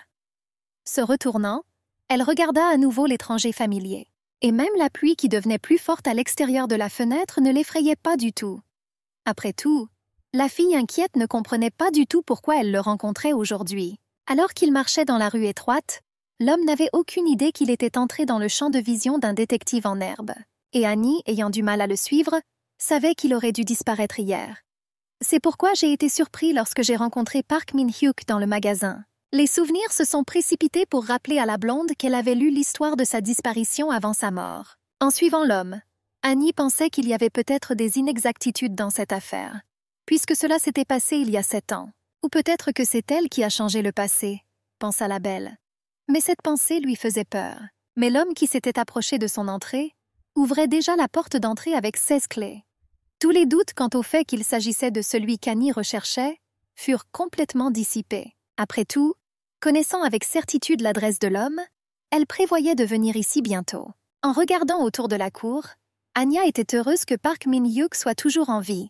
Mais les pensées lourdes ne lui donnaient pas la paix. Après tout, la seule raison pour laquelle il n'a pas disparu hier, c'est parce que la fille a retenu Do-jin chez lui. Et maintenant, elle composait le numéro de son mari. Mais soudain, elle comprit. Après tout, elle ne savait pas avec certitude si Do-jin était responsable de sa mort ou non. Ses larmes faisaient écho à la pluie. Et maintenant, Annie ne voulait pas croire que son mari pouvait leur faire ça. Mais maintenant, un autre danger l'attendait. Après tout, l'homme qui s'approchait avec un bâton venait de derrière. Sans réfléchir, il porta un coup perfide au cou fragile de la jeune fille sans méfiance. Ayant perdu connaissance, elle est tombée sur l'asphalte. Et l'homme, debout sous la pluie battante, après avoir volé le sac, regardait déjà Annie. Les lourdes paupières s'ouvrirent. Ne comprenant pas ce qui s'était passé, elle essaya de se souvenir des événements de la soirée. La lumière des lampadaires, pénétrant par la fenêtre, éclairait la table de nuit avec les livres et l'armoire. Et cela a suffi à Annie pour comprendre qu'elle était en visite. Assise dans son lit, la blonde ne comprenait pas comment elle s'était retrouvée dans cette chambre. Après tout, c'était la maison de son mari. Mais pourquoi elle s'est retrouvée ici reste un mystère. La seule chose qui était claire était que seul Do-jin avait pu l'amener ici. Cependant, la douleur au cou indiquait que les événements se déroulaient dans la réalité. Mais la fille rêvait tellement que c'était un rêve. Se déplaçant silencieusement dans la maison, la blonde s'approcha du canapé. Au clair de lune, elle pouvait déjà voir la silhouette d'un homme allongé sur lui et entendre un gémissement silencieux. Enveloppé dans une couverture, Do-jin semblait simplement dormir. Mais en s'approchant, elle pouvait déjà voir que ce n'était pas le cas. Les cheveux humides et la sueur sur son visage indiquaient que quelque chose n'allait pas chez cet homme. Assise, elle le regarda longuement, sentant qu'elle avait envie de serrer son mari dans ses bras. Mais maintenant, Annie vit qu'il était malade. En touchant son front avec le dos de sa main, la blonde sentit la chaleur, mais elle devait comprendre pourquoi il était mouillé. En un instant, Do-jin sauta du lit et attaquait déjà sa femme, effrayant la fille déjà surprise. Mais ce qui s'est passé ensuite ressemblait à une scène de film d'horreur. Après tout, il a attrapé le cou de la blonde avec ses mains et a commencé à l'étrangler. Elle a crié qu'elle ne pouvait pas respirer. Appelant le gars par son nom, Annie a résisté et lui a demandé de la laisser partir. En saisissant la main du blond, elle sentit déjà qu'elle était bandée. Des pensées horribles se cachaient dans sa tête. Mais le mari a finalement relâché son étreinte d'acier. En tombant bruyamment sur le sol, Anya laissa tomber le téléphone de ses mains. L'homme s'est dépêché de le ramasser. Mais la fille intelligente ne pouvait pas se permettre cela. Parce qu'alors son secret serait révélé. Saisissant la main de son mari, la blonde y enfonçait déjà ses ongles. Hurlant de douleur, Do-jin retirait déjà sa main. Mais avec une force renouvelée, il s'enfonça dans sa gorge. En pleurant de douleur et de désespoir, elle comprit que les forces étaient inégales. Le regard sauvage de l'homme et la sueur qui coulait sur son front indiquaient seulement que Do-jin ne voyait clairement pas Annie devant lui. Mais qui, pour l'instant, restait un mystère. Elle se débattit et attrapa Do-jin par ses vêtements, espérant atteindre sa conscience. Mais ses tentatives désespérées se soldèrent par un échec. Mais l'homme qui s'était assis sur elle, lui serrant fermement la gorge avec ses mains, ne la lâcha pas. Elle s'est rendue compte qu'elle ne pouvait plus respirer. Son sifflement, déchirant l'espace, s'est calmé. Avec des lèvres bleues, la blonde a demandé à arrêter. Mais soudain, les yeux de l'homme changèrent. Une sueur collante couvrait son visage et coulait sur ses vêtements. Il semblait que l'homme, revenu à lui, était effrayé. Retirant brusquement ses mains, il pouvait déjà voir les marques de ses doigts qui avaient laissé des marques rouges sur son cou. La fille, toussant bruyamment, essayait de reprendre une respiration normale. Épuisée, Annie se tut. Et Do-jin, confus, réalisant ce qu'il avait fait, ne pouvait pas la quitter des yeux. Il semblait que la force vitale de la fille la quittait. Elle posa sa tête sur sa main et resta silencieuse. Rompant le silence, un Do-jin effrayé s'excusait déjà. Cela lui faisait mal de regarder son cou déchiré. Et maintenant, il voulait savoir comment allait Annie. Mais la fille assise par terre lui a demandé de ne pas s'approcher. Profitant de sa confusion, Annie demandait déjà comment elle s'était retrouvée dans l'appartement de la brune. Mais lui, serrant le poing sur sa main bandée, dit simplement à voix basse qu'il l'avait contactée. Mais la jeune fille ne croyait pas son mari. Tenant le téléphone dans ses mains, il a déclaré que les passants l'avaient contacté parce que sa conversation avec la blonde était la dernière dans l'annuaire téléphonique. Et pour confirmer ses paroles, il montra à la belle surprise une conversation avec l'homme qui avait trouvé Annie. La correspondance pop-up a bel et bien existé. Et c'est à ce moment-là qu'elle a été attaquée. Tout correspondait, mais des questions subsistaient, et l'une d'entre elles était de savoir pourquoi elle était dans sa maison. Mais Do-jin voulait voir si elle avait des blessures, alors il l'a amenée ici. Cependant, il voulait savoir ce que la jeune fille faisait tard dans la nuit dans une région reculée. Annie, faisant semblant de ne pas avoir entendu la question, demanda à nouveau à propos de la main bandée. En lui saisissant la main, Annie voulait voir la blessure. Bien sûr, il lui était difficile de faire confiance à son mari, compte tenu des circonstances passées. En regardant la blessure à travers le bandage, elle ne comprenait pas pourquoi elle était sur la paume. Mais l'homme retirait déjà sa main. Il ne voulait plus de secret. De plus, j'ai vu qu'elle était inquiète. Mais il ne savait toujours pas qu'il était en sécurité. En déroulant le bandage, il a admis que la cause de la coupure était du verre brisé. La profonde blessure qui apparaissait devant ses yeux la calmait étrangement. Son cou est devenu rouge et gonflé. Mais elle ne semblait pas s'en rendre compte et pensait seulement au fait qu'il n'y avait aucune blessure au dos de sa main. Et cela signifiait que ce n'était pas son mari qui la frappait. Cependant, il y avait un autre fait qui inquiétait la jeune fille. Après tout, la dernière fois, il n'avait pas eu une telle blessure. Et cela indiquait que le passé avait bel et bien changé. Son bras coupé lui faisait mal. Et maintenant, il en parlait. Et la fille, s'excusant, retira sa main d'elle. Mais en regardant la blonde, il était prêt à tomber à travers le sol. Après tout, il n'y avait pas un seul point vivant sur son cou. Il y avait de la tendresse et du regret dans ses yeux. Il ne comprenait toujours pas comment il avait pu ne pas étrangler la fille. Et elle, la tête baissée, regardait déjà la main tendue vers son visage. C'était le moment où elle avait besoin de soutien et de câlin. En touchant doucement le menton d'Annie, il a admis que lorsqu'il était malade, il devenait très sensible. Et elle, retirant la main de son mari et craignant même de respirer, et encore moins de penser, répondit que tout allait bien. Mais mes sentiments ne me permettaient pas de m'éloigner de lui. Et la belle demandait déjà la permission de s'appuyer sur l'homme, posant sa tête sur sa poitrine. Après tout, elle comprenait maintenant que parce qu'Annie avait changé le futur, l'homme avait été blessé. Il faisait souvent le même rêve. Les portes du sous-sol étaient légèrement ouvertes et les marches étaient couvertes de sang. Le garçon s'approcha prudemment, voulant quitter le sous-sol le plus rapidement possible. En regardant derrière la porte, il comprit qu'il était trop tôt pour sortir car c'était dangereux. Et mon subconscient m'a dit que je devais me cacher. Après tout, il avait déjà entendu les cris d'un homme enragé. Secouant la tête, il cria que sa mère ne pouvait jamais rien faire de bien.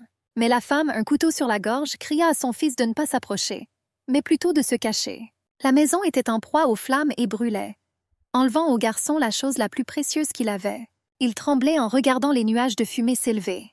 Et les vêtements tachés de sang rappelaient les terribles événements. Annie regarda son mari avec tristesse car il gémissait. La température montait. Son jeune corps a combattu l'infection, poussant le gars au délire. Rouge et en sueur, il se retournait sur le lit. La belle pressa un oreiller contre son corps et essuya la sueur de son front. Anya avait l'impression de pouvoir ressentir toute la douleur dans le corps de l'homme. En touchant la main, la fille sentit qu'elle était chaude. Mais elle l'a traitée et a maintenant attendu que la température commence à baisser. Plaçant une serviette humide sur son front, elle caressa doucement la poitrine de Do-jin, promettant que tout irait bien. Elle savait qu'il ne mourrait pas, du moins pas aujourd'hui. Mais son apparition n'a suscité que des questions. Et le subconscient de l'homme était à nouveau dirigé vers l'enfance. Le garçon serra ses genoux dans ses bras, posa sa tête dessus et se sentit triste. Mais soudain, un objet inconnu toucha ses cheveux. Le garçon frissonna et leva la tête.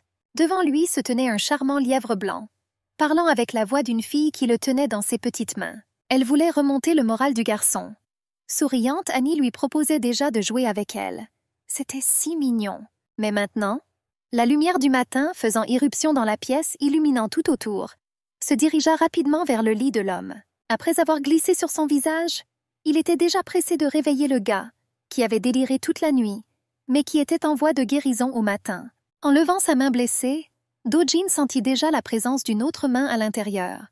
Une petite main délicate tenait sa paume, craignant de manquer la chose la plus précieuse. Tournant la tête, il regarda Annie qui s'était endormie à côté de lui. D'une main serrant celle de l'homme et de l'autre la plaçant dans la main douloureuse, elle dormit profondément.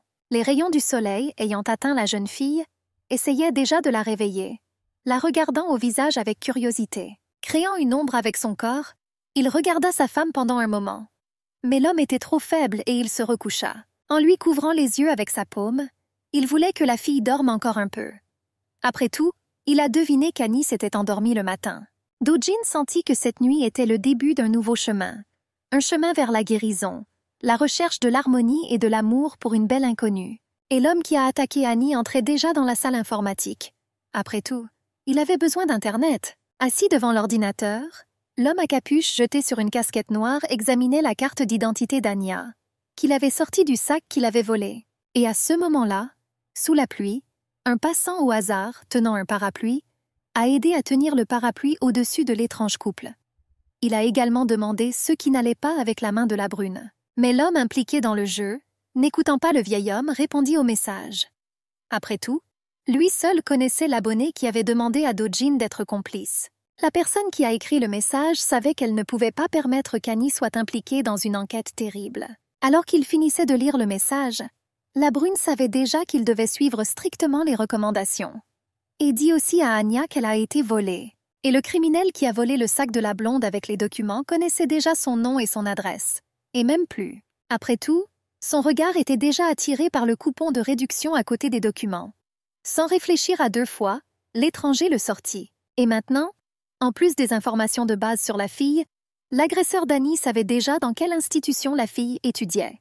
Pensant sarcastiquement que la blonde ne mourrait pas seule, il regardait déjà le coupon pour le café étudiant de la branche de l'université coréenne. Après avoir accepté de rencontrer le détective, Annie frappait déjà avec insistance à la vitre latérale de la voiture.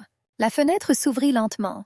La blonde curieuse n'a pas tardé à lui demander à quelle fréquence l'homme rencontrait ses clients en personne. Se grattant l'arrière de la tête, le jeune homme aux cheveux longs attachés en queue de cheval disait cela de temps en temps. Mais maintenant, il voulait voir le client. En regardant Annie d'un air interrogateur, le détective se demandait déjà si une si jeune fille l'avait vraiment embauché. Elle l'a confirmé. En proposant de s'asseoir dans la voiture, il espérait avoir une conversation. Mais la fille a refusé, car elle était pressée. Mais elle attendait les informations qu'elle a réussi à obtenir. Il agissait bizarrement. Et la question de savoir pourquoi Annie s'est tournée vers lui en particulier a laissé la belle abasourdie. Mais elle répondit calmement qu'elle avait vu une annonce dans le journal. En parcourant le dossier, il a déclaré qu'il ne faisait pas cela pour l'argent.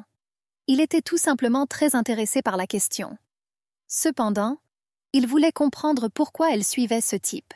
Il regarda la détective avec surprise, et elle répondit doucement qu'elle ne voyait aucun intérêt à une telle question. Le détective n'a pas abandonné. Réalisant que cela représentait une dépense énorme pour l'étudiant, il a souligné ce fait.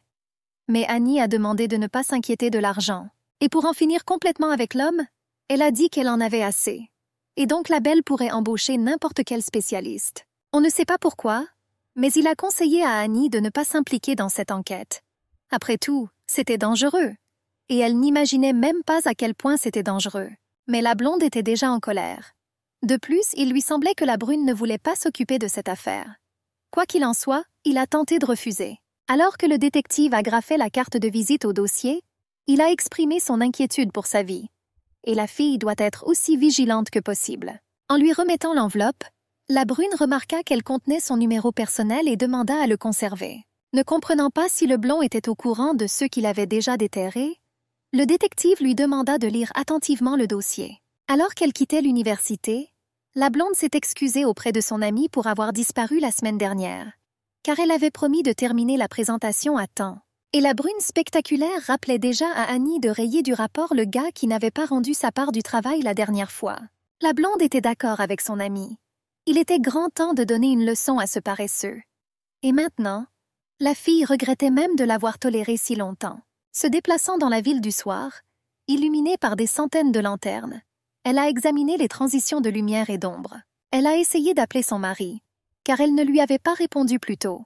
Annie passait devant l'université, se souvenant des meilleures années de sa vie. La blonde étudiait avec diligence, car elle voulait que son père reconnaisse ses capacités.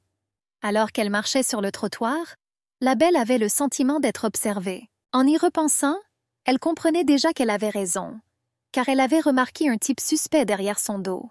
Et lui, remarquant que la fille soupçonnait quelque chose et essayait de mieux le voir, détourna le regard. Mais Do-jin, qui a répondu à l'appel, a distrait la blonde. Il a demandé dans quel quartier de la ville se trouvait la fille, car il voulait la voir. Elle a parlé de l'attendre près de l'université. Promettant de ne pas la retenir longtemps, l'homme se dépêcha. En tournant dans une ruelle et en se pressant contre le mur, Anya baissa le ton de sa voix. Sans cesser de parler à son mari, elle attendait que le type suspect passe. Le mari m'a assuré qu'il était très proche. Et la blonde, promettant de l'attendre à l'entrée arrière, sortait déjà du coin de la rue. En sortant de sa cachette, elle est pratiquement entrée en collision avec l'étranger et a essayé d'examiner son visage. Elle ne comprenait pas comment il se faisait qu'un étranger se trouve à proximité. Et Do-jin, sans réfléchir, répondit qu'il rendait visite à un ami qui habite près de l'université. En se dirigeant vers l'université, Anya a demandé à son mari comment allait sa main. Les points de suture ont guéri, mais pas aussi vite qu'il l'aurait souhaité, a-t-il dit. Mais en riant déjà, il répondit que la fille ne devait pas s'inquiéter, car la blessure n'était pas si grave. Elle lui a demandé d'arrêter de dire des bêtises, car 10 points de suture ont été posés sur la surface blessée. Elle était en colère que la brune ait pris cela si à la légère. Se déplaçant assez rapidement, elle pouvait encore entendre les pas de l'étranger derrière elle. Cela a effrayé la fille, mais la curiosité l'a emportée. S'étant arrêtée, Annie regarda brusquement en arrière.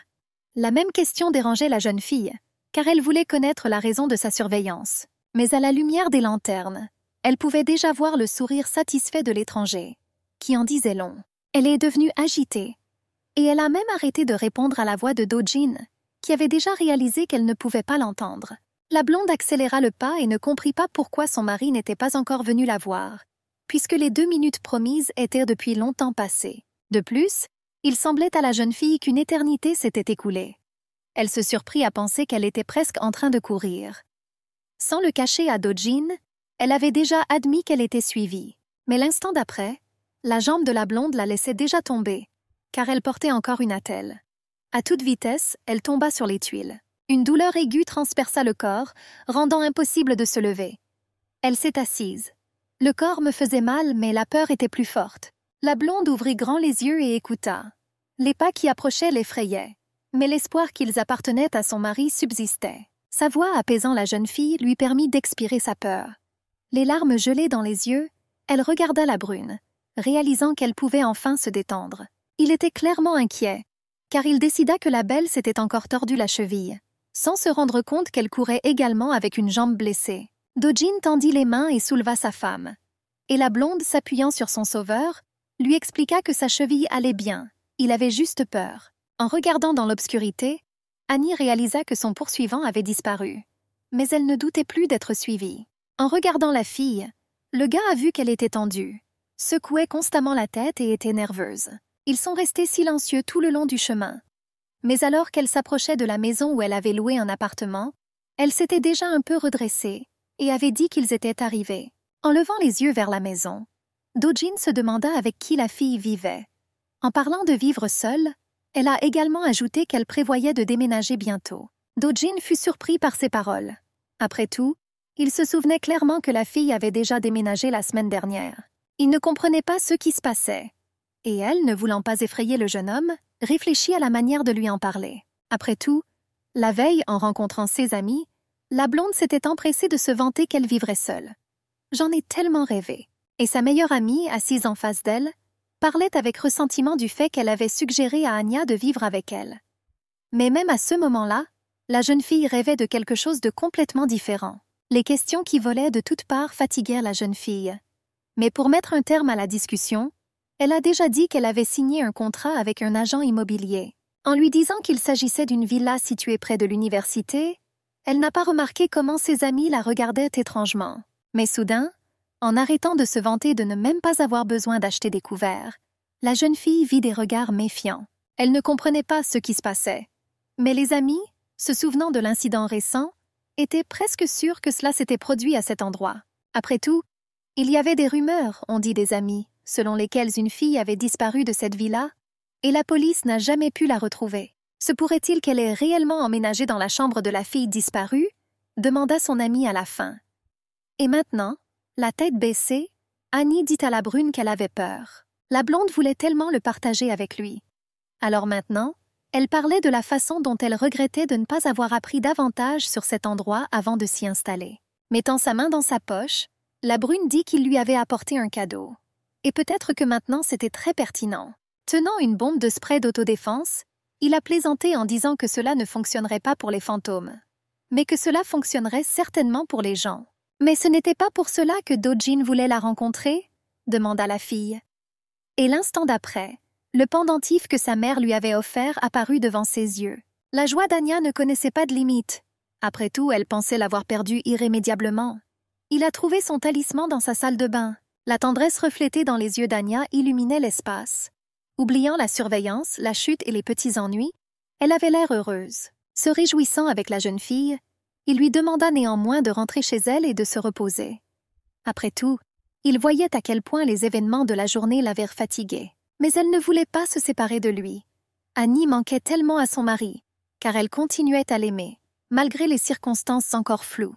Levant les yeux vers Do-jin, elle était déjà pressée de l'inviter à lui rendre visite. Après tout, c'était la première fois qu'elle allait passer la nuit dans cette maison. En regardant attentivement la fille, il sentit que c'était sa chance de se rapprocher d'elle. Do-jin tendit la main et commença à passer sa main dans les cheveux de sa femme. Des fluides doux provenant de contacts familiers se répandent dans tout le corps ennuyé de la belle. Il voulait savoir si Anya avait peur de lui ou non. Mais elle, rougissant et baissant les yeux, ne put répondre immédiatement à cette question. Passant ses boucles entre ses doigts, il doutait que la blonde le voie comme un homme et lui posa donc des questions à ce sujet. Mais en se penchant vers le visage de la fille, il répondait déjà à sa propre question. Après tout, pour une fille qui vit seule, rester avec un homme peut devenir dangereux. En touchant son cou et en essayant de comprendre ce qu'elle ressentait, Do-jin remarqua que la fille n'était pas du tout inquiète. D'autant plus qu'il souriait en se rappelant que lorsqu'il voulait lui prendre la main, il lui demandait la permission. Prenant du recul, il ne comprenait pas si elle était confiante ou courageuse. Mais la belle croyait qu'elle n'avait rien à craindre avec cet homme. Maintenant, Annie lui rappela qu'elle avait passé la nuit chez lui, et il a même changé ses vêtements après la terrible attaque. Mais Do-jin lui prit la tête et dit qu'il ne l'avait pas fait. La belle, ne comprenant rien, se tut. Et la brune a admis qu'une fille l'avait fait à sa demande. Elle n'y voyait rien de mal, car grâce à cet homme, elle n'était pas tombée malade. Et il semble qu'Annie ait deviné l'assistant secret. Et maintenant, elle demandait à Do-jin rougissant de lui transmettre ses salutations et ses mots de gratitude. Mais l'instant d'après, une force invisible poussait déjà la beauté vers lui. Elle ne comprenait pas pourquoi elle devait être prudente. En enlaçant le visage de son mari avec ses paumes chaudes, elle choquait déjà le jeune homme. Son courage, manifesté par des sentiments, effraya l'homme. Mais la jeune fille a déjà déclaré que si un homme et une femme restent ensemble, cela ne signifie pas qu'il doit y avoir des relations sexuelles entre eux. En regardant Do-jin qui rougissait, elle ajouta qu'elle n'allait pas l'attaquer. Les mouvements ludiques ont fait que la brune était d'accord avec elle. Cependant, s'éloignant rapidement et réalisant l'avantage d'une personne qui avait déjà parcouru ce chemin, elle sourit tendrement. Le tirant par la veste et ne laissant à la brune aucune chance de reculer, elle lui demanda de rester avec elle pour une seule nuit. Il la regarda et ne crut pas ce qu'il allait dire. Mais refuser était au-dessus de ses forces. Do-jin aimait l'immense et lumineux appartement. Assis sur le canapé, il examinait déjà les éléments intérieurs. Et Anya, claquant les portes des placards d'une main et tenant une casserole de l'autre, s'inquiétait déjà de savoir si le type avait dîné. Mais il demanda de ne pas s'inquiéter, car il avait mangé récemment, tout comme la blonde. Dans ce cas, en déballant le carton, elle m'offrirait une boisson. Mais il n'y avait pas d'alcool dans la nouvelle maison.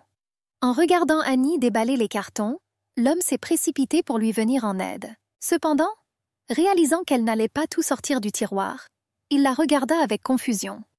Mais la jeune fille ne comprenait pas encore combien de temps elle resterait ici. Sans réfléchir à deux fois, Do-jin transportait déjà les cartons sur la véranda, réalisant qu'il serait plus en sécurité ici que sur le porche. S'approchant d'une des boîtes, la brune essayait déjà de l'ouvrir. Mais le regard effrayé de la blonde indiquait qu'il y avait quelque chose en elle qu'un homme ne devrait pas voir. En fermant brusquement la boîte, elle criait déjà qu'elle pouvait s'en occuper elle-même. Après tout, sa main n'était pas encore guérie et ressemblait à une beauté. Poussant la brune hors de la pièce, Annie lui demanda de ne pas prêter attention au désordre, et elle lui a recommandé de prendre une douche, d'autant plus qu'elle avait ses vêtements. En fermant la porte de la salle de bain, il était agité. Mais pour le distraire, la belle lui dit qu'il y avait une brosse à dents de rechange dans le placard et qu'il pouvait l'utiliser. Reprenant son souffle, elle pensa à la prudence. Après tout, les boîtes que Do-jin essayait d'ouvrir contenaient des notes sur les victimes. La porte qui grinçait rappelait à Anya qu'elle n'était pas seule. Se plaignant de la salle de bain exiguë, le jeune homme la quittait déjà. Annie, qui fabriquait le canapé, a dit qu'elle avait préparé le lit pour son mari. Mais Do-jin, essayant de résister, dit qu'il ne voulait pas causer de désagréments. Et pour ne pas être complètement bouleversé, le blond s'assit rapidement sur le canapé, montrant ainsi qu'il était petit. Le jeune homme timide, réalisant qu'elle se sacrifiait une fois de plus pour lui, accepta de s'allonger sur le canapé inconfortable. Mais Annie voyait tout différemment. Lui rappelant qu'il avait mal au bras, la fille lui donna joyeusement le lit. Cependant, sans parvenir à un accord, il se plaça en face de la jeune fille qui était assise et serrait un oreiller dans ses bras. Quand soudain elle a dit que les jeunes pouvaient dormir ensemble, parce que le lit était assez grand.